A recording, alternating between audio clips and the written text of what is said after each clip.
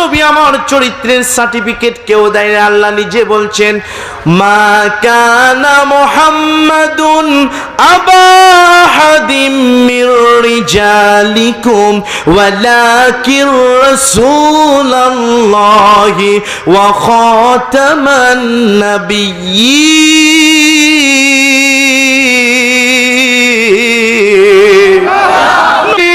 নবী যখন এই কথা বললেন, ইহুদি খ্রিস্টানদের যুবকেরা বলছে মুহাম্মদ একটি প্রশ্ন করব, গোটা পৃথিবীর শুরু থেকে আজ পর্যন্ত এই প্রশ্নের উত্তর কেউ বলতে পারে নাই। আমরা আমাদের সহিফাগুলো গবেষণা করে দেখেছি, আখিরি জামানার পয়গম্বর নবী মুহাম্মদ ছাড়া এই প্রশ্নের উত্তর কেউ দিতে পারবে না। নবীজি বলছেন মা সালুকুম ইয়া আইয়ুহাশ শাবাব মিনাল ইয়াহুদি ওয়ান নাসারা, ও ইহুদি নাসারার যুবকেরা কি প্রশ্ন বলো বলে দাও। আল্লাহর নবী যখন এই কথা বললেন, ইহুদি খ্রিস্টানদের যুবকেরা বলছে মুহাম্মদ বলো তো মাতা তাকুমুস সাআ ওয়া কাইফা, কখন কিভাবে কিয়ামত হবে মুহাম্মদ একটু বলে দাও।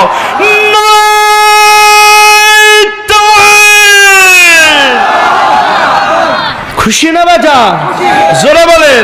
আল্লাহর নবী বিশ্ব নবী তাফসীরে কাবীরের লেখক আল্লামা ফখরুদ্দীন রাজীব রাহমাতুল্লাহি আলাইহি তিনি বলছেন আমার নবীজি কখনো মস্তিষ্ক প্রসূত কথা বলতেন না। মা ইয়ান্তিকু আনিল হাওয়া ইন হুয়া ইল্লা ওয়াহয়ুন ইউহা, নবীজি মস্তিষ্ক প্রসূত কোনো কথা বলতেন না। কেউ যদি বেকায়দার প্রশ্ন নবীকে বলতেন, আল্লাহর নবী চোখ দুটো বন্ধ করে দিতেন। চোখ দুটো, দুনিয়ার মানুষ আমরা চোখ দুটো বন্ধ করে দিলে অনেক জোনাকি পোকা দেখি কিনা? জোরে বলেন। নবীজি যখন চোখ বন্ধ করতেন, জোনাকি পোকা নয়, ডাইরেক্ট নবীর চোখ থেকে আল্লাহর আরশের কোণায় যে কালেকশন হয়ে যেত। জোরে বলেন আল্লাহু আকবার। সেই নবীর পক্ষে আমরা আসি না নাই? জোরে বলেন। সেই নবী জেল খেটেছে কিনা? আরো আসতে কম। আমাদের দেশে জেল খাটলে বলেন এতই ভালো, জেল খাটে কথা বলেন, কথা বলেন। 13 বছর জেলে থাকলো, দোষ না করলে কেমনি হয়? তুই একটু দাওয়াত দে, তোর দোষ করা লাগবে না, বাড়ির টর্চ লাইট দে, লাইট দে, তোকে নিয়ে চলে যাবে। স্যার অপরাধ কি?